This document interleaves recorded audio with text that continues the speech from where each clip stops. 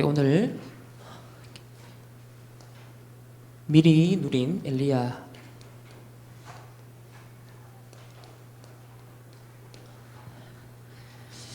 계속 CVDIP 여정을 하나하나씩 확인합니다.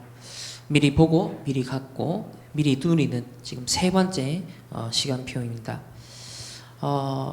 우리 렘넌트 데이 통해서 말씀을 벌써 미리 받았는데, 먼저 서론적으로 렘넌트들이 먼저 할 것이 있다. 그것이 내가 지금 어떤 흐름 속에 있는가, 이것을 한번 점검해 봐야겠습니다. 말씀과 기도, 전도 여러분이 잘 안 된다, 걱정할 필요가 없다. 먼저 여러분이 어떤 흐름 속에 있느냐가 중요하다 했습니다. 첫 번째로, 나에게 먼저 무엇이 각인되었느냐가 사실은 거의 전부입니다. 이게 굉장히 중요합니다.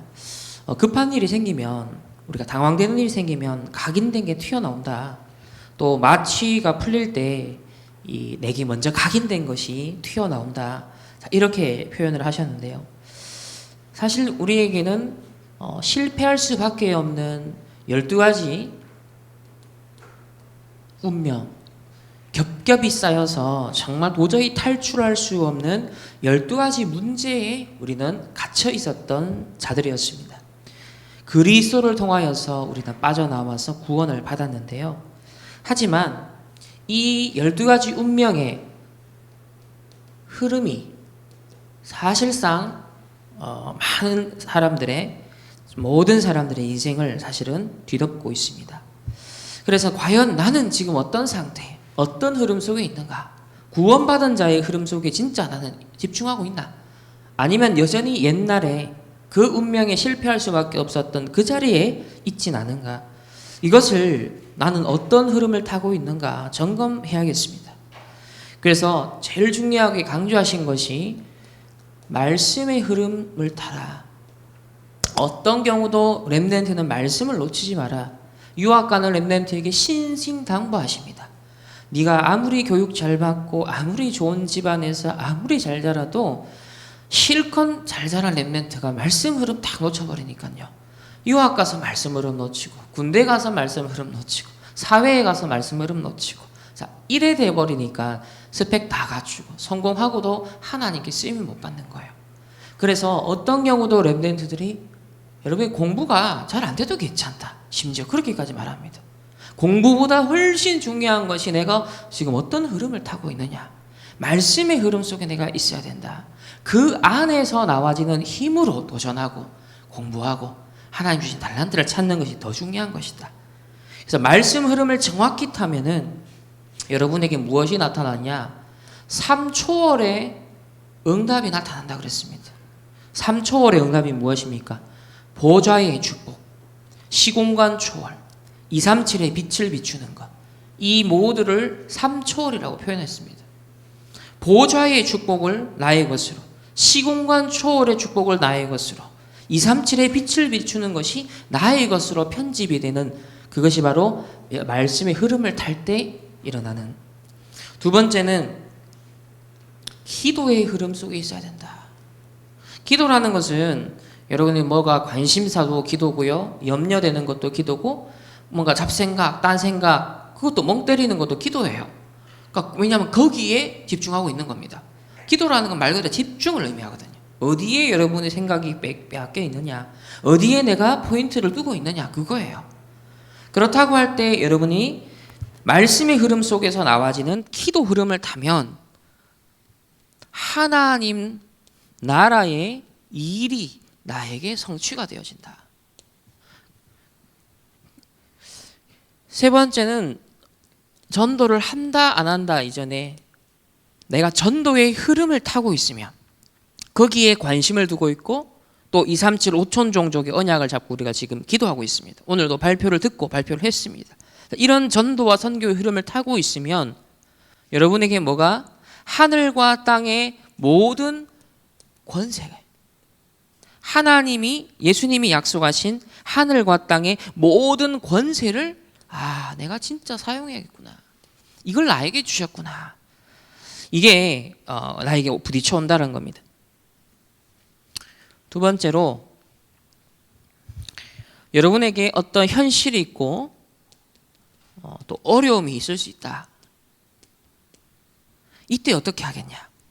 바로 이것은 복음을 뿌리 내리게 만드는 길이다. 이 중요한 포인트입니다. 다 어렵고 현실 갈등 앞에 주저합니다. 어려움을 느껴버립니다. 여러분이 학교, 주로 집, 회사, 또 교회, 우리의 현장이겠죠. 그 속에는 여러분의 답답한 현실이 있겠죠. 또 이런저런 또 드러나지 않는 어려움들이 있습니다. 그래서 이 속에서 여러분이 말씀과 기도와 전도의 흐름을 누리고 있으면 그 상태 속에서 이런 문제를 다시 질문하고 묵상해 보면 렘넌트 7명은 싹 다 이게 복음 뿌리 내리는 길이 되었다는 거예요. 요셉이 외로움에 직면하고 형들에게 어려움을 당하고 억울한 누명을 쓰고 그 모든 것이 요셉으로 하여금 복음이 더욱더 깊이 든든히 뿌리 내리게 만들었던 그런 환경이 되었다는 겁니다. 그래서 전부 다 축복받는 뿌리를 바꿔야 된다. 세 번째로, 하나님이 주시는 답이 있는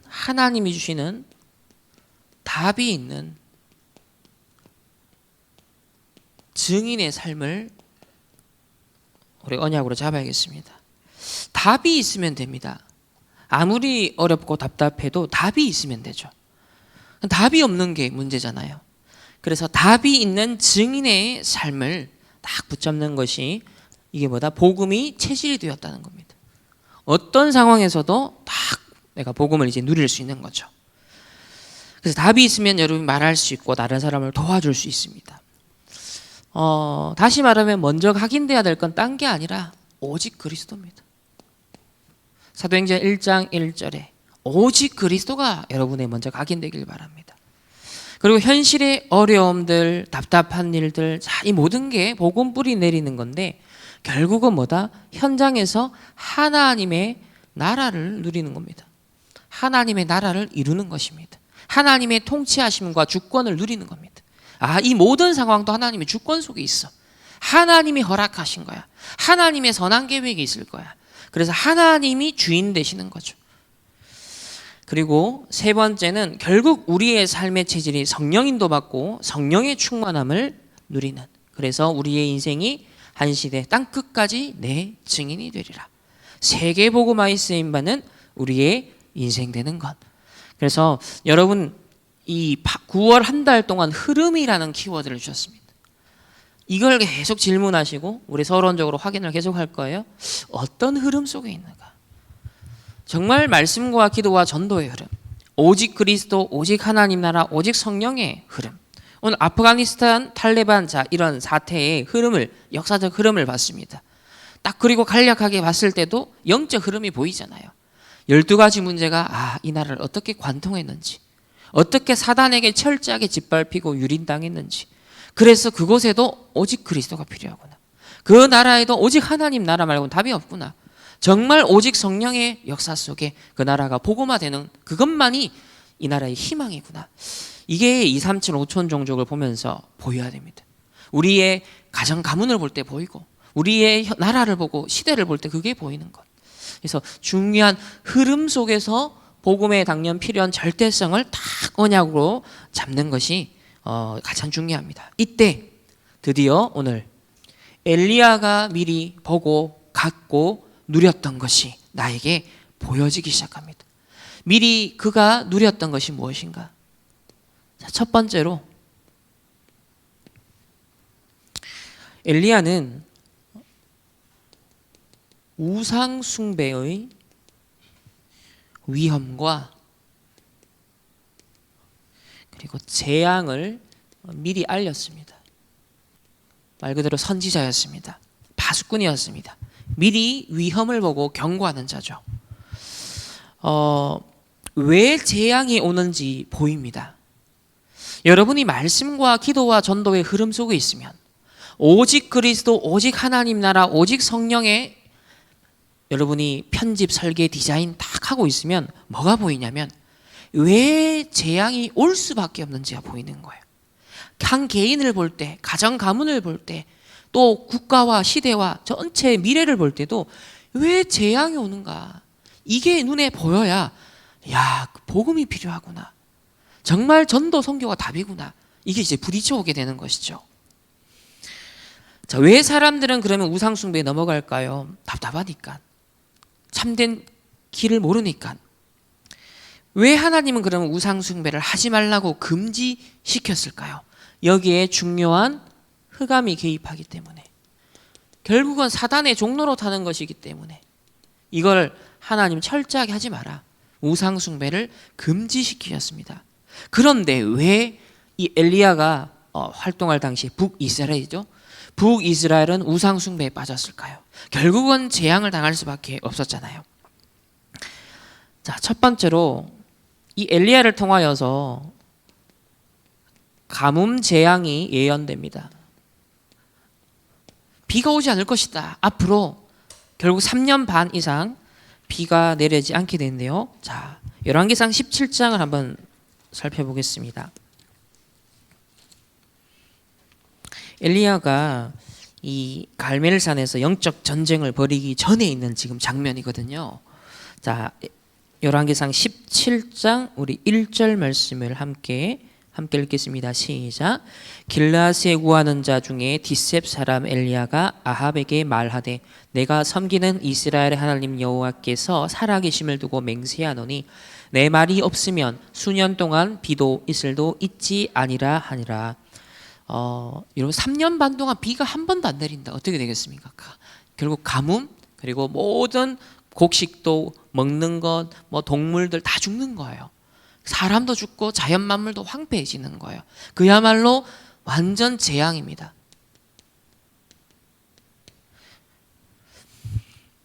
여기 보면 왜 그러냐 이유가 뭐냐면 북이스라엘이 벌써 이미 앞선 세대부터 아합 왕 이정 시대 때부터 계속 타락해 왔습니다. 우상 숭배에 빠졌습니다. 왜? 잘 먹고 잘 살기 위해서 바알 신을 섬기고 아세라 신을 섬기는 풍요의 신을 따라간 거예요. 즉 세상 신을 따라간 겁니다. 세상의 흐름과 분위기와 기준에 편승했다는 거예요. 이런 극심한 우상 숭배로 인해서 3년 반 동안 가뭄 재앙이 내리겠다라고 이 엘리야를 통해서 예언합니다. 결국 이게 자연의 가뭄이 난 것 같지만 알고 보면 뭘 보여줍니까? 북이스라엘의 영적 상태의 가뭄을 말합니다. 그들이 영혼이 벌써 메마른 거예요. 하나님의 형성이 메말라 버린 겁니다. 하나님의 보좌와 동할 수 있는 그런 축복을 주셨는데 그 통로가 막혀버린 거예요. 메말라 버린 거예요. 여러분 피부도 건조해지면 어떻게 됩니까? 불편합니다. 굉장히 찝찝합니다. 그래서 로션도 바르고 가잖아요. 마찬가지로 우리의 영적 상태가 메말라 버리니까 결국은 시대의 재앙이 온다. 왜 나라가 어렵습니까? 왜 재앙과 전쟁이 일어납니까? 교회의 책임이다. 불교 책임이 아니다. 3단체 책임이 아니다. 올바른 복음이 선포가 안 됐기 때문에 사단에게 잡힌 것이고 3단체에게 장악된 거 아니냐. 그래서 3단체 탓하기 전에 저 미국이다, 아프가니스탄이다, 중국이다, 일본이다, 뭐 러시아다, 강대국이 문제는 맞아요. 사단에게 사로잡혀가지고. 근데 더 중요한 건 복음이 먼저 전해졌더라면 일이 달라지겠죠. 만약 저 아프가니스탄에 선교사가 먼저 들어갔더라면 달라졌겠죠. 그래서 영적 상태의 가뭄의 그 결과, 우상 숭배에 빠져서 영적으로 메말려 버린 그 결과 재앙이 왔다라는 것, 이걸 봐야 됩니다. 그래서 엘리야는 우상 숭배가 난무하는 그 북이스라엘의 현실 속에서 이스라엘의 참된 신은 누구냐? 바알과 아세라가 아니다. 오직 여호와 한 분밖에 없다는 사실을 어떤 면에서 홀로 선포해야 되는 외로운 상황이 있었던 선지자였습니다. 여러분에게도 현장에 그런 상황이 오죠. 오직 복음을 지키고 걸어간다라는 것은 많은 사람이 지지를 받는 흐름이 아니에요. 넓은 길이 아니라 좁은 길입니다. 좁은 문이에요. 그러나 나도 살고 가정 가문도 살고 모든 사람을 살리는 길이기도 해요. 그래서 이스라엘이 믿고 참으로 예배해야 되는 대상은 너희들이 지금 섬기고 있는 거짓 우상 숭배 대상인 바알과 아세라가 아니라, 그래서 헛된 우상이 아니라 오직 여호와 하나님이다라는 것을 일깨우는 선지자가 바로 엘리야였습니다. 따라서 이 재앙도 뭐였어요? 하나님의 메시지였던 거죠. 너희들이 무엇이 메말라 있는지를 한번 생각해봐라. 북이스라엘이 어떤 흐름 속에 있는 건지를 한번 생각해봐라. 그걸 아합 왕에게 지금 경고하는, 그래서 아합 왕에게 딱 가서 엘리야가 예언을 합니다. 근데 여기 1절에 중요한 말이 나오죠. 내 말이 없으면, 이렇게 했습니다. 즉 하나님의 말씀이 끊어진 결과 수년간 뭐다? 비도 이슬도 있지 아니하니라. 저와 여러분이 오늘 이 예배가 왜 중요할까요? 여러분이 왜 현장에서 순간순간 기도의 단을 쌓고 말씀에 조금 집중하는 시간을 갖는다는 것이 어떤 의미가 있을까요? 순간순간 우리는 증발해버리고 메말라버리는 우리의 갈급한 영적 상태에 생명수를 공급하는 시간입니다. 거기에 뭐예요? 유난류를 바르는 시간입니다. 거기에 정말 하나님의 무한대와 나의 무한대가 뭐예요? 만나는, 그걸 뚫어내는 시간을 갖는 거예요.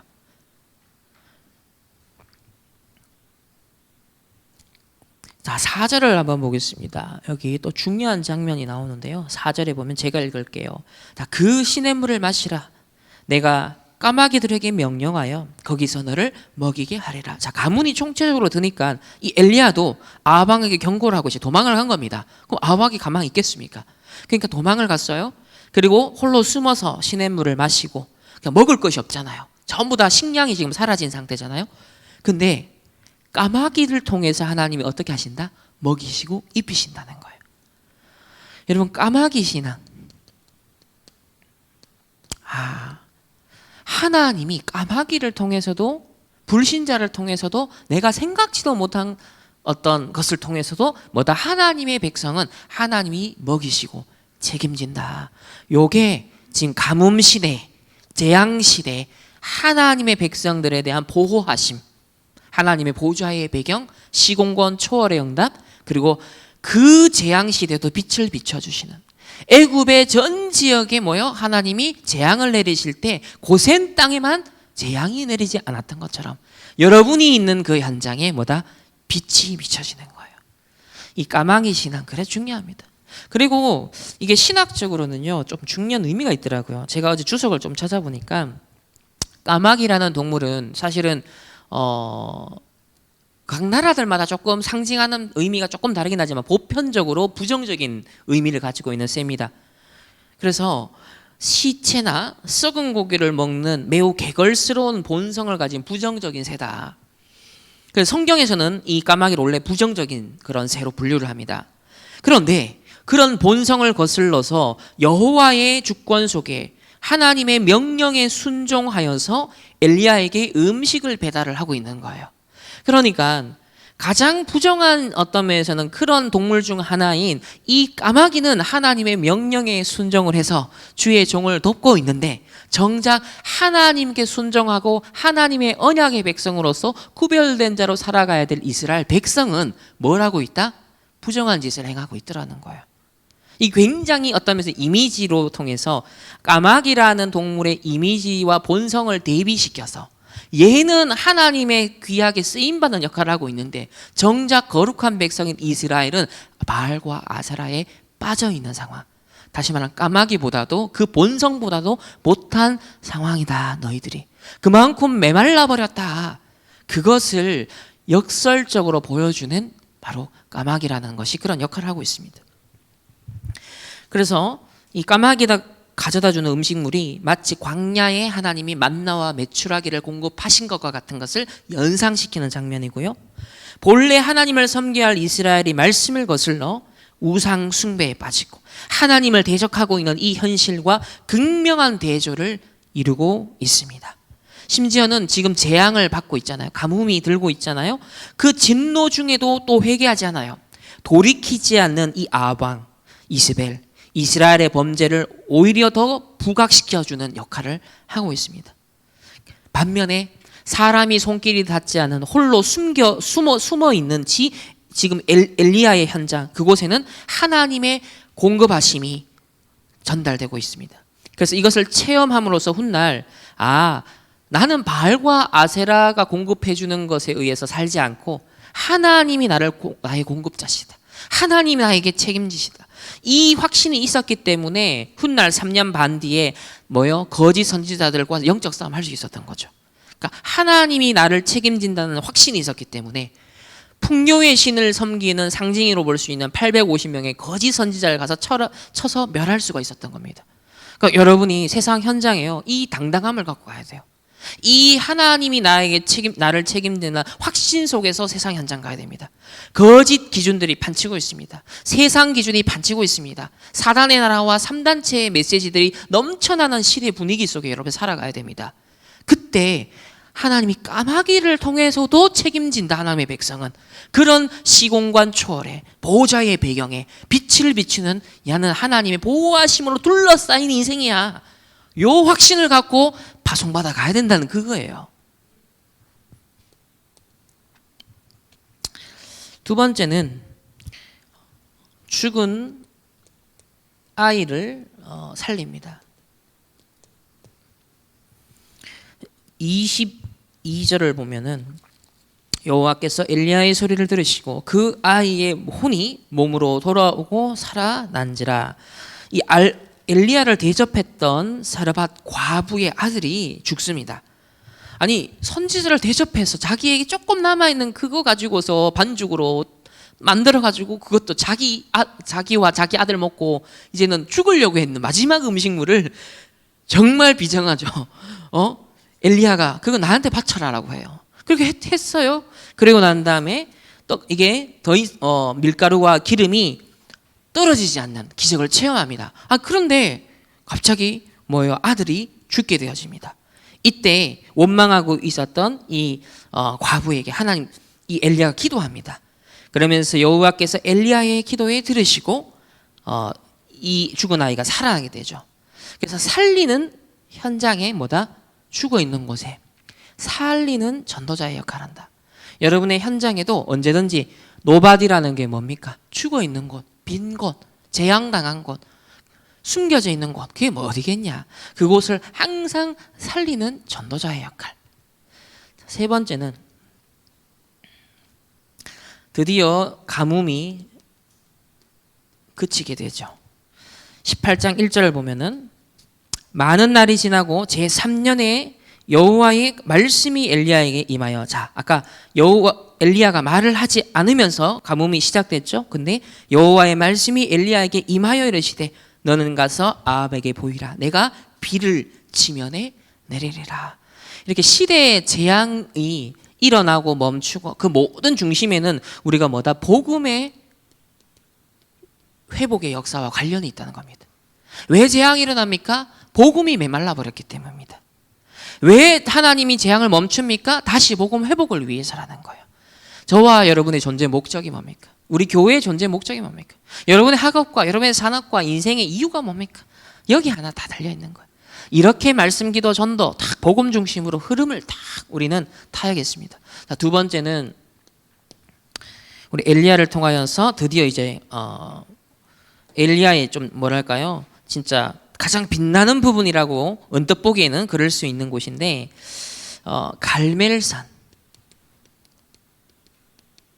영적인 전투가 벌어집니다. 성경도 바울도 그렇게 말하지 않습니까? 우리의 싸움은 혈과 육에 속한 것이 아니다 그랬습니다. 우리의 싸움은 사단과의 세상의 흑암 서밋들과 영적 싸움이다라고 분명히 말하고 있습니다. 자, 이 영적 싸움의 주선자가 누구였습니까? 바로 오바다를 통하여서 아왕과 만나서 영적 싸움을 하게 되어지죠. 자, 18장 8절을 보면 그가 그에게 대답하되 그러다가 가서 내 주에게 말하기를 엘리야가 여기 있다 하라. 그래서 미션을 줍니다. 엘리야의 제자이기도 하였던 오바댜에게 미션을 줍니다. 네가 섬기는 아합 왕에게 가서 엘리야가 여기 있다. 자, 3년 반 만에 나타난 거예요. 그러면 재앙이 가뭄이 그렇죠? 막 내리고 막 시달리고 있는데 그러면 엘리야가 발견됐다. 그랬을 때 이 아합 왕은 막 당장 죽이려고 들지 않겠습니까? 그런 위험한 상황에서도 오바댜가 처음에는 약간 머뭇했지만 미션을 수행하게 됩니다. 현장에, 그래서 우리 렘넌트들은 또 중직자, 산업인 뭐다? 현장의 사령관이죠. 현장의 문입니다. 여러분들이 중요한 영적 전쟁의 중개자 역할을 한다는 것이죠. 자, 두 번째는 결국은 이 영적 싸움을 붙어서 영적인 승리를 거두게 됩니다. 자, 하나씩 살펴보겠습니다. 18절부터 보시면 우리 18절과 19절 두 절을 먼저 읽어보겠습니다. 시작. 그가 대답하되 내가 이스라엘을 괴롭게 한 것이 아니라 당신과 당신의 아버지 집이 괴롭게 하였으니 이는 여호와의 명령을 버렸고 당신이 바알들을 따랐음이라. 그런즉 사람을 보내 온 이스라엘과 이세벨의 상에서 먹는 바알의 선지자 450명과 아세라 선지자 400명을 갈멜산으로 모아 내게로 나오게 하소서. 자, 여기 바알 아세라는요 풍요의 신이었습니다. 가나안의 신이었습니다. 가나안 정복했으면 이스라엘의 언약을 전달을 잘했어야 되는데 그 후대들이 가나안의 세계관을 따라갔어요. 즉 세상의 흐름을 또 따라간 겁니다. 복음을 놓치고. 그래서 풍요의 신 이스라엘의 여호와도 섬기지만 가나안 족속을 가만히 보니 또 이방 민족들을 보니 강대국이 되어 있어요. 그 이유가 뭘까? 아, 얘네들은 풍요의 신을 섬겼구나. 그럼 우리는 여호와도 섬기고 이 풍요롭게 할 수 있는 경제적 번영을 빠르게 이룰 수 있는 자, 이 방법도 내가 취해야지. 이제 말하면 양다리를 걸친 거예요. 그렇게 되면서 문제가 오게 된 것입니다. 자, 이 무엇을 따르느냐의 싸움이다. 결국은 이 영적 전투의 본질은 뭐냐면 내가 무엇을 주인으로 삼았냐, 무엇을 따르느냐, 이것이 영적 싸움의 핵심이라는 거죠. 여러분도 마찬가지입니다. 나는 무엇을 따르는 흐름 속에 있나? 12가지 문제, 사단의 노예포로, 세상의 노예포로 속국되는 흐름에 있냐? 아니면 이 시대에 지금 드러내고 있는 복음운동의 말씀의 흐름, 기도, 전도의 흐름, 그래서 하나님의 보좌와 내가 통하는 이 흐름 속에 있는가? 그걸 한번 점검해 보라는 겁니다. 나는 무엇을 따르고 있는가?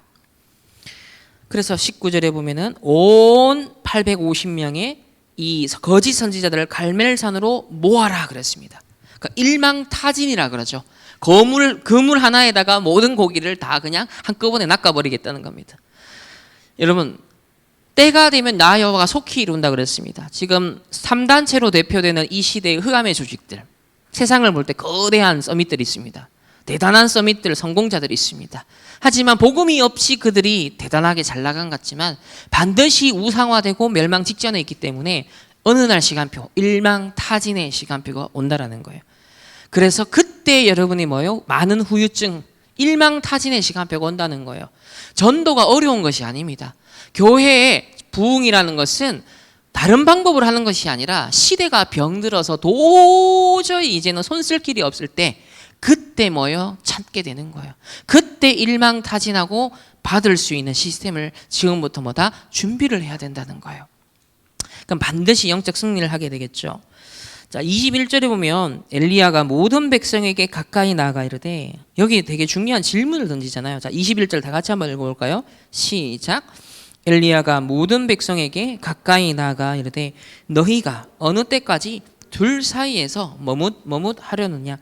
여호와가 만일 하나님이면 그를 따르고 바알이 만일 하나님이면 그를 따를지니라. 백성이 말 한마디도 대답하지 아니하는지라. 그러니까 찔리는 거잖아요. 그러니까 바알이냐 여호와냐. 예수님도 그랬잖아요. 너희가 하나님과 재물을 겸하여 섬기지 못한다. 그러니까 바알이냐 여호와냐, 무엇에 너희가 오직이냐, 그걸 지금 딱 질문을 하면서 지금 이스라엘의 상태는 뭐였다? 양다리를 치고 있었다. 머뭇하고 있었다는 거예요. 오직이 되지 않고 있었다는 거. 희미한 복음, 틀린 복음, 다른 복음에 빠져 있다라고도 해석할 수 있겠죠. 이 머뭇이라고 표현되어 있는 그 원어의 뜻을 제가 살펴보니까요, 이런 이미지입니다. 두 개의 높은 나무에 나뭇가지 위에 절름발이로 섰다. 여러분, 나뭇가지 위에, 아무리 나무가 커도요, 나뭇가지 위에 사람이 선다는 것은 좀 위태로운 일이거든요. 그래서 그 나무 가지 위에 그것도 두 발로 서 있는 게 아니라 절름발이 내가 한 발로 높은 나무의 가지 위에 서 있는 상태. 그게 너희들이 머뭇하려느냐 할 때 그 의미예요. 그러니까 오직 그리스도가 되지 않고 우리가 다른 거 자꾸 찾게 되고 다른 거 빠지고 다른 거 하면 어떻게 된다? 마치 높은 나무에, 그것도 나무 가지 위에 내가 한 발로 지금 서가지고 그 위태로운 상황을 말하는 겁니다.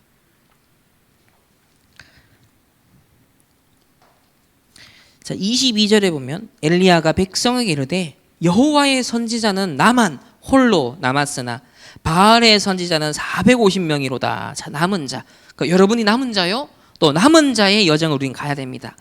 24절에 너희는 너희 신의 이름을 부르라.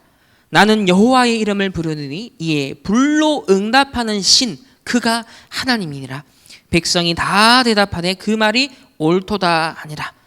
여호와의 이름으로 지금 싸웁니다. 다윗도 무엇을 걸고 나갔죠? 여호와의 이름으로. 여러분이 여호와의 이름으로, 즉 보좌의 배경을 갖고 싸워야 됩니다. 하늘 배경을 갖고 싸워야 돼요. 시공간 초월의 비밀을 갖고 싸워야 됩니다. 그 보좌로부터 빛이 비춰지는 나의 이 배경을 갖고 살아야 돼요. 여호와의 이름으로. 36절에 보면은 우리 36절과 37절을 한번 다 같이 40절까지 39절까지 한번 읽어보도록 하겠습니다. 시작. 저녁 소재 드릴 때에 이르러 선지자 엘리야가 나아가서 말하되 아브라함과 이삭과 이스라엘의 하나님 여호와여, 주께서 이스라엘 중에서 하나님이신 것과 내가 주의 종인 것과 내가 주의 말씀대로 이 모든 일을 행하는 것을 오늘 알게 하옵소서. 여호와여, 내게 응답하옵소서. 내게 응답하옵소서. 이 백성에게 주 여호와는 하나님이신 것과 주는 그들의 마음을 되돌이키심을 알게 하옵소서 하매, 이에 여호와의 불이 내려서 번제물과 나무와 돌과 흙을 태우고 또 도랑에 물을 핥은지라. 모든 백성이 보고 엎드려 말하되 여호와 그는 하나님이시로다. 여호와 그는 하나님이시로다 하니. 자, 백성의 회개가 나타납니다. 여기 36절에 아브라함, 이삭, 이스라엘의 하나님 여호와, 이게 뭡니까? 언약의 하나님이죠. 그리고 이스라엘 중에서 하나님이신 것과 내가 주의 종인 것과, 즉 언약의 하나님, 그리고 나는 그분에 속한 주의 종, 렘넌트, 정체성을 지금 잡은 겁니다. 그리고 주의 말씀대로 이 모든 것을 행하는 것을 알게 하옵소서. 그러니까 지금 엘리야의 이 사역, 여러분의 일, 여러분의 사역, 여러분의 학업, 뭐다? 이게 주의 말씀대로 행하는 것. 이게 뭐가 됐다? 원네스가 됐다는 거죠. 이스라엘이 이게 분열되어 있었잖아요. 언약의 하나님, 그리고 나는 언약의 백성, 그리고 나의 하는 일, 나의 현장, 그걸 말하는 거예요. 이 원네스를 이루게 되어집니다. 그래서 37절에 보면 내게 응답하소서, 내게 응답하소서. 주 여호와는 하나님이신 것, 그들의 마음을 돌이키심을 알게 하옵소서. 기도의 영적 싸움을 했습니다. 그리고 38절에도 보면은 여호와의 불, 이제 시공간 초월의 보좌의 배경 237의 빛을 비추는 이 배경 우리에게 있다는 거죠. 결국 39절에 회개를 하게 되고요. 자, 크게 세 번째로 드디어 거짓 선지자들이 소멸이 됩니다.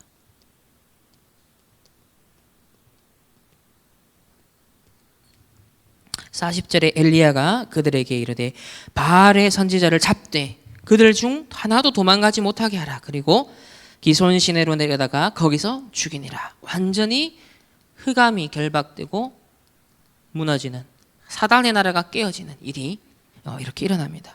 그래서 렘넌트들이 어느 날 여러분 기도의 힘을 누리면서 하는 공부를 통하여서 하나님이 여러분의 학업도 다 쓰시고 여러분의 업을 다 쓰신다. 바알과 아세라를 따라갈 거냐, 세상의 큰 소리를 따라갈 거냐, 아니면 그걸 거슬러서 엘리야가 나만 홀로 남았거니와 외로운 것 같지만 노바디, 그러나 저주와 재앙을 끊고 여호와 하나님의 배경을 등이 업고 딱 증인으로 서는 삶을 살 거냐. 여러분, 이 머뭇하는 이스라엘을 점검하시면서 여러분 오직 여호와 나는 그 이름으로 나가겠노라 그 증인 되시기를 예수님이 여러분 축원합니다. 자, 마지막 세 번째로 이렇게 영적 전쟁 큰 역사를 이루고도 이세벨이 더 무서워요. 엘리야를 잡아 죽이겠다라고 눈에 불을 켭니다. 그래야 되니까 엘리야가 그래도 큰 역사를 이루고 큰 사역을 하니까 좀 이제 좀 위로를 받고 좀 쉴 법도 한데 영적 싸움이 계속되네. 아이고, 이만하면 됐다. 이만하면 됐다. 이제 우리 기성세대들이 다락방 한 30년 하고 난 다음에 이만하면 됐다. 이제 렘넌트에게 모든 걸 토스하자. 이게 뭐냐면 언약적 유산을 잘 정리하고 잘 다듬고 이 기성세대 역할이 있거든요. 끝까지 해야 될 역할이 있는데 렘넌트에게 뭐 흐름을 주도권을 앞으로 시대의 주역이니까 축복 다 하는 건 좋은데 자칫 잘못하면 엘리야처럼 에라이 이제 내 갈 때가 됐습니다. 이렇게 이만큼 했으면 됐지 않냐. 이런 상태일 수 있다는 거예요. 그래서 하나님이 마지막에 인생을 마무리하는 사역을 이 호렙산에서 딱 전달합니다. 호렙산 언약. 지금 이걸 준비시키는 거예요. 우리 1세대 기성세대들에게 호렙산 언약을 잡아라. 마지막 끝까지 하나님의 붙들린 인생이 되도록. 그래서 60대 넘어갔다. 여러분 반드시 호흡 깊이 해야 된다. 그러면 그렇지 않으면 치매가 온다. 막 이렇게까지 어제 얘기하셨잖아요. 그래서 호렙산 언약. 자, 우리 19장으로 넘어가겠습니다. 오늘 본문 이제 보면은 5절, 6절, 7절, 8절에 보면은 로뎀 나무 아래에 누워 자더니 그럽니다. 또 천사가 그를 어루만지며 그랬습니다. 그리고 먹을 것을 주고요. 구운 떡과 한 병의 물을. 이게 뭐예요? 하나님이 채워주신 힘이 있다는 거예요. 천사 또 7절에 보면 여호와의 천사가 또다시 와서 어루만지며 일어나 걸어라 그랬습니다. 어느 정도로 힘을 얻습니까? 40주 40야를 달려서 하나님의 산 호렙, 즉 사명을 받는 그 자리로 가는 거예요. 여러분 최후의 마지막 여러분의 인생에 하나님의 미션을 받는 자리에 나아가는 은혜를 받으시길 바랍니다. 여러분 인생이 끝까지 익어가야 되는 거예요. 저는 그 방지일 목사님 아직도 잊을 수가 없어요. 102세인가요? 103세? 100세가 넘어서 비행기를 타고 선교를 다니셨던 분이세요. 그러니까 자기는 녹슬어서 죽는 인생이 아니라 오히려 하나님 앞에서 달아서 나는 없어지는 인생이 되고 싶다. 그러니까 끝까지 뭐요? 하나님 앞에. 우리나라 최초의 중국으로 파송되었던 선교사님이세요. 도산 안창호 선생님 그 당시에 있었던 인물입니다. 근데 그분이 어마어마하게 장수하시면서 끝까지도 선교, 복음운동을 위해서 사시는 저는 굉장히 중요한 모델로 보는 분이거든요. 자, 그걸 보면서 야 마지막까지도 이렇게 멋지게 쓰임을 받을 수 있구나. 이 호렙산입니다. 그래서 렘넌트에게도 어려움이 있을 수 있다. 지금 이세벨이라는 이것이 뭐다? 어떤 기회다? 어려움이 아니라 나의 호렙산이다. 여러분을 둘러싼 환경에 답답한 문제들이 또 생길 수 있잖아요. 그게 뭐다? 딴 게 아니라 호렙산. 여호와를 바라보고 오직 여호와께 집중하라. 그래서 마지막 인생 미션을 향해 편집하고 설계하고 디자인해서 요즘 그래도 100세 시대다. 적어도 80세, 90세를 살아가지만 이제 60대, 50대 후반부터 60대가 된다는 것은 뭐다? 마지막 이제 호렙산 언약 딱 이거 받는 준비를 해야 되는 겁니다. 그럼 렘넌트들은 아직 나이가 많이 남았죠? 여러분 영적 전투가 남았습니다. 그리고 이렇게 이 시대의 재앙을 지금 놓고 준비를 해야 돼요. 그리고 여러분을 또 둘러싸 많은 환경의 어려움 속에서도 미션을 받는 호렙산, 감람산 그런 언약을 딱 잡아야 됩니다. 결국 이 엘리야에게 하나님이 최후의 미션을 뭘 주십니까? 남은 자들이 있다. 바알에게 무릎 꿇지 아니한 7천 제자가 남아있다. 19장 18절에 보면 내가 이스라엘 가운데 7천 명을 남기리니 다 바알에게 무릎을 꿇지 아니하고 다 바알에게 입 맞추지 아니한 자라. 굉장히 중요한 표현이 나옵니다. 입 맞추지 아니한 자라. 세상 사람들은요 적당히 입을 맞추잖아요. 사기도 칩니다. 편법을 씁니다. 이게 뭐예요? 세상과 입을 맞추는 거예요. 여러분이 하나님의 말씀을 따라 한 주간의 삶을 살아가야 되는데 언약을 갖고 판단을 하고 해석을 하고 행동을 해야 되는데 그걸 놓쳐버리고 증발되니까 뭐예요? 세상과 입맞추고 유튜브에서 듣는 그 소리를 입맞추는 거예요. 그걸 갖고 여러분의 세계관이 형성되고 여러분의 가치관이 형성돼요. 그게 뭐다? 세상과 입맞춘다라는 거예요. 여러분 말씀과 입맞추시고 하나님과 입맞추시기 바랍니다. 그래서 반드시 하나님이 다 가문 것 같고 다 없는 것 같고 엘리야가 심지어는 나 혼자밖에 없는 것 같다고 느꼈어요. 외로웠다는 거예요. 그러나 이스라엘 전체를 보니까 7,000명의 예비된 제자가 있더라는 거예요. 여러분이 현장에 홀로 외로운 것 같지만 우리 충만교회가 있고 다락방 전도운동이 있고 우리 아프가니스탄을 비롯해서 전 세계 237 5천 종족을 위해서 하나님이 적어도 그 나라 민족에 한 명은 예비해 놓지 않았겠습니까? 그러면 그 누군가를 하나님이 그 제자를 누구에게 붙이겠냐? 이걸 놓고 지금부터 기도해야 돼요. 그러니까 아프가니스탄이 지금 이 난민 사태는요, 유 목사님도 지금 되게 중요한 기도를 하시는 것 같아요. 남은 자, 흩어진 자, 버려진 자, 이 렘넌트의 개념을 갖고 한번 보라는 겁니다. 전도와 선교, 복음의 하나님의 5천 종족이라는 이 시대에 가장 그 빈 곳에 있어서 딱 그 중앙에 있는 지역이 아프가니스탄입니다. 아까 봤죠? 그 빨간 지대 있잖아요. 그 가장 중앙에 있는 곳이 아프가니스탄이에요. 그러니까 이 아프가니스탄이 지정학적으로도 굉장히 중요한 위치이기 때문에 과거에도 러시아, 중국, 미국 끊임없이 뭐요? 강대국들이 침범했던 겁니다. 그만큼 중요한 중심지가 되기 때문에. 또 이스라엘도 보세요.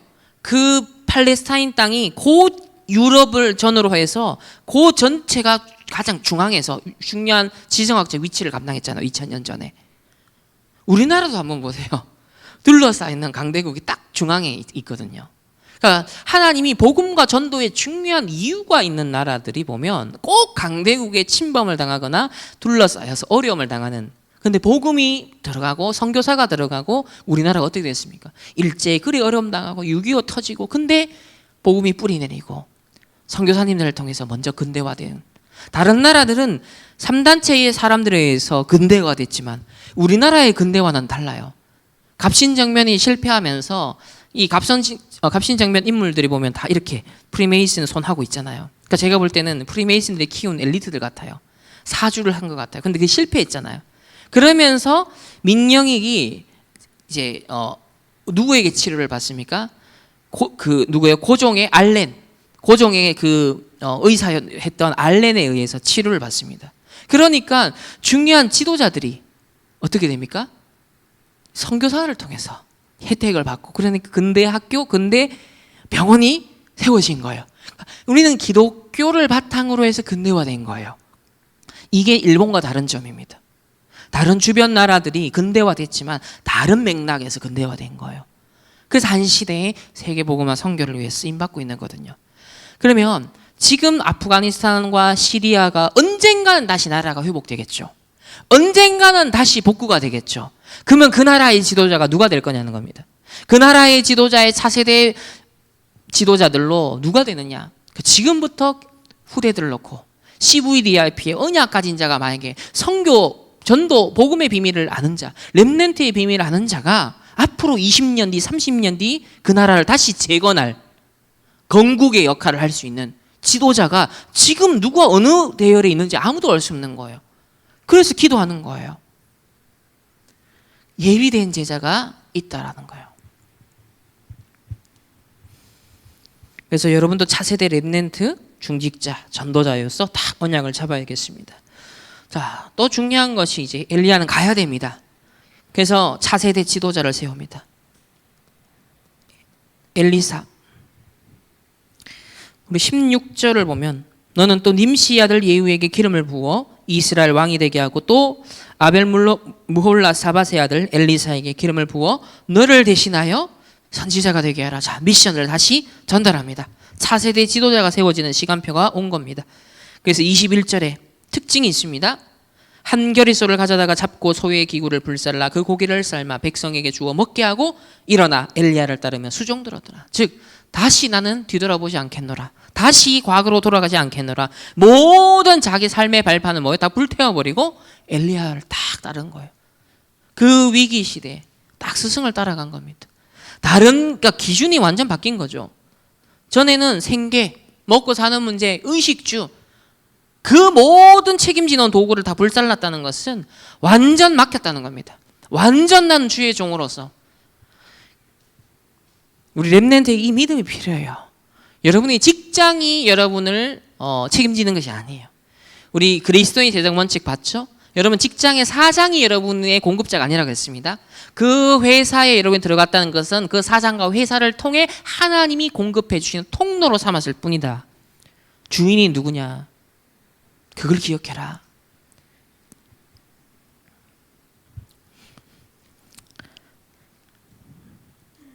자, 우리 그러면 결론적으로 우리 일과 말씀 한 주간 동안 우리 한 달 계속 생각해야겠지만 여러분 어떤 집중을 해야 되냐면 흐름을 바꾸는 집중을 해야 됩니다. 머뭇하는 흐름에서 바알과 아세라 이 흐름에서 가뭄이 재앙이 올 수밖에 없는 그런 메말라 있었던 영적 상태의 가뭄, 나의 영혼의 가뭄, 이 상태에서 어떤 상태로 오직 여호와만 섬기겠노라. 하나님 자녀의 구원받은 자의 신분과 권세를 누리는 상태를 회복해야 됩니다. 렘넌트들이 간혹 이럴 수 있습니다. 우리 집은 왜 이러냐? 우리 부모님은 왜 이러냐? 여러분을 둘러싼 세상을 보면서도 왜 이러냐? 그리고 또 나 왜 공부가 안 되지? 이렇게만 보면 안 돼요. 흐름을 확인해라. 그럴 수밖에 없지 않냐? 그러면 근본적으로 흐름을 바꿔야 되지. 안 될 수밖에 없었던 흐름에서 될 수밖에 없는 흐름으로 내가 타야 되는 거예요. 거짓 선지자 850명과 그리고 우상 숭배에 빠진 지금 이스라엘. 자, 이 흐름에서 지금 어떤 흐름으로 엘리야가 바꿨습니까?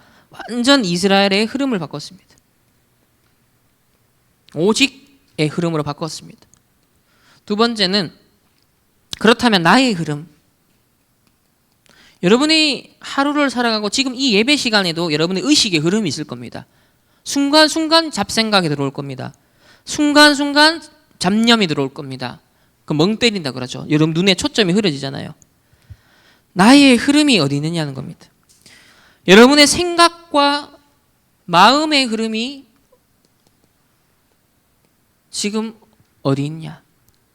한 주간 어떻게 흘러가느냐? 그걸 관찰해 보세요. 그리고 결국은 뇌의 흐름이죠. 모든 것들이.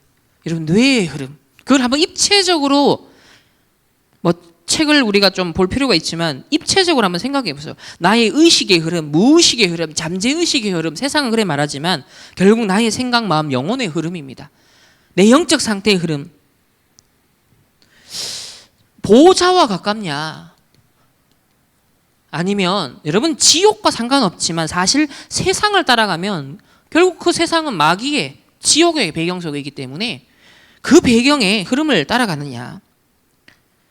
그래서 최근에 우리 미주 대학 수련대가 했죠. 하나님의 형상이 무한대다. 하나님의 형상. 여러분의 심겨진 하나님의 형상이 무한대다. 그리고 여러분의 영혼, 여러분의 영이 무한대다. 그럼 이 두 가지가 결국은 통하면 어떻게 되겠냐. 무한대와 무한대가 만나는 이게 굉장히 중요하다. 이 사이에 어마어마한 무한한 생명, 우리에게 심겨주신 구원받은 자의 영생, 영원한 생명, 이게 무한한 것이다. 이게 원네스가 되면 어떻게 되겠냐. 정말 상상만 해도 잠재력 개발 정도가 아니다. 뉴에이지 말한 그들의 네 안에 근원을 깨워라. 네 안에 영웅이 있어. 그 정도가 아니라는 거예요. 적극적인 사고방식으로 열심히 열정을 다해라. 이 수준이 아니라는 거예요. 이 무한한 세계를 진짜 누릴 수 있는 것이 개념이 아닙니다. 뜬구름 잡는 얘기가 아니라 굉장히 실체고 사실적인 거예요. 그러려고 하니 인간의 조건은 집중할 때 능력이 나타납니다. 그래서 집중이 결국 기도잖아요. 불신자도 신자도 기도를 합니다.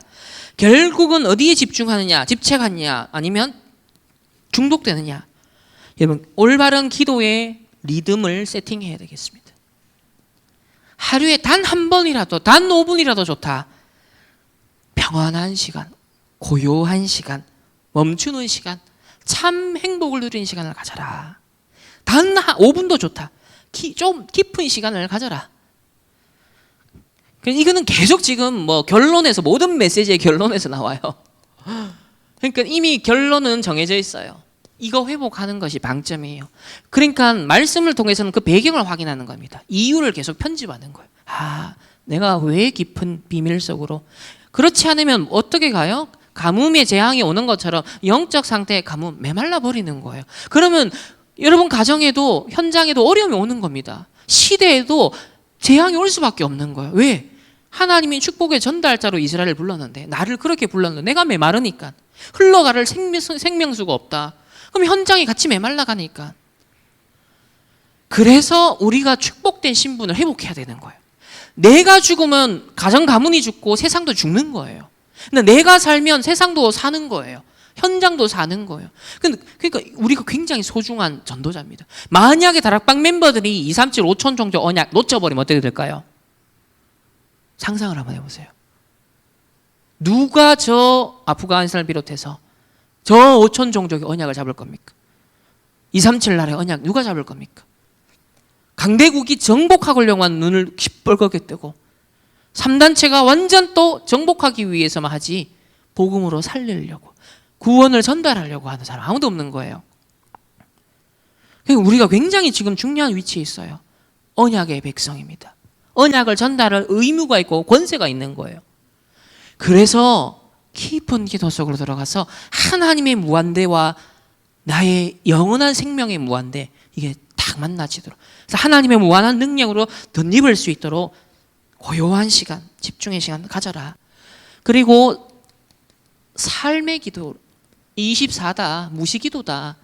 모든 사람, 모든 일을 만날 때 시험 들지 말고, 그걸 또 불평불만, 다른 막 잡다한 얘기하지 말고, 모든 일과 모든 사람 속에 하나님이 소중하게 보시는 것이 있다는 거예요. 이게 중요합니다. 그러니까 원수 맺을 사람 없다는 거예요. 심지어 저 사람이 원수다, 상관없어요. 나는 상관없는 거예요. 여러분은 축복으로 만들 수 있는 거예요. 사기꾼이 있어도 내가 사기를 안 당하면 돼요. 오히려 살리면 돼요. 그래서 모든 사람에 대해서 구원받은 하나님 백성이고, 나를 통해서 다 축복받을 사람이다, 전도와 선교의 대상이다, 소중한 것을 찾아내라. 여러분 매일 학교를 가고 직장 생활하는 일상의 평범한 속에 매너리즘에 빠지지 말고, 거기서 하나님 위드 임마누엘 원네스를 누리면서 소중한 하나님의 계획을 발견하는 눈을 떠라. 24. 그리고 또 문제가 올 수 있고 어떤 중요한 상황이 올 수 있지 않냐, 그때는 좀 집중할 필요가 있다. 그래서 집중에 도움되는 게 호흡이니까 좀 깊은 호흡도 해라. 그러니까 깊이 하나님의 뜻과 계획이 무엇입니까? 문제 해결을 놓고 몸부림치는 것이 아니라 하나님의 절대 계획이 무엇입니까? 하나님의 목표가 무엇입니까? 하나님이 생각이 무엇입니까? 이것이 진짜 나에게 깊이 내 영혼에 박히도록. 자, 이런 상태가 조금만 이제 회복되기 시작하고 리듬을 타기 시작하면 그야말로 이 메말라버린 재앙시대를 종결 지을 수 있고, 거짓에 지금 빼앗겨버린 우리의 후대들을 빼앗겨버렸고, 오늘날 세상 교회가 뭐예요? 세상의 종로로 타고 무릎을 꿇고 있는 시대에 뭐예요? 거짓 선지자를 멸하고 하나님 남은 자 역할을 감당할 수 있습니다. 그리고 더 나아가서 말년까지, 마지막까지도 하나님의 절대 미션을 이루는 아주 아름다운 멋진 인생을 살 수 있다. 여러분 이 축복을 누리길 원하십니까? 그냥 놓치길 원합니까? 당연히 누리길 원하시겠죠. 그렇다면 호렙산에 하나님이 힘을 주어 엘리야를 부르셨던 것처럼 하나님 주시는 힘, 하나님 주시는 능력을 회복해서 이번 한 주간 승리하게 되시기를 예수님의 이름으로 축복합니다. 하나님 감사합니다. 엘리야가 미리 누린 것을 언약으로 잡고 누리는 우리 모든 하나님의 백성들 되게 하여 주옵소서. 영혼이 메말란 결과 시대의 재앙으로 하나님 다가왔습니다. 우리의 영적 상태가 메마르지 않게 하여 주옵시고, 거짓 것을 따라가는 시대의 흐름에 속지 아니하고 오직의 여호와 하나님의 증인으로 가게 하여 주옵시며, 마지막까지도 많은 것을 이루고도 거기서 끝나는 것이 아니라 갱신하고 그릇을 준비하여 하나님의 절대 미션을 이루는 참으로 아름다운 인생으로 증인으로 축복하여 주옵소서. 감사드리며 살아계신 예수 그리스도 이름으로 기도합니다. 아멘. 하나님 앞에 귀한 예물을 드렸습니다.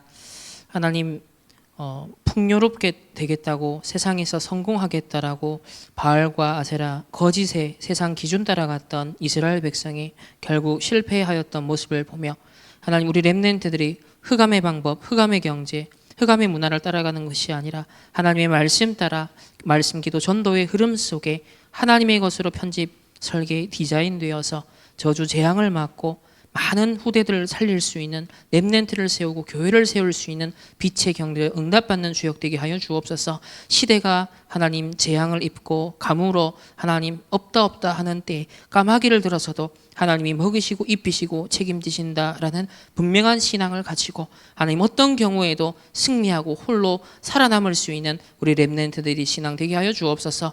이번 한 주간 흩어지는 장막의 현장 속에서도 하나님 정말 엘리야가 미리 보고 누렸던 것을 누리는 우리 모든 충만교회 렘넌트들 모든 주의 백성들 되게 하여 주옵소서. 지금은 우리 주 예수 그리스도의 은혜와 하나님의 무한한 사랑하심과 성령 하나님의 내주 인도 역사하심이 엘리야가 미리 누린 것을 언약으로 붙잡는 우리 모든 충만교회 성도님들 렘넌트들 개인과 만남과 가정과 업과 흩어지는 모든 현장 위에 이제로부터 영원토록 항상 함께 계실지어다. 아멘.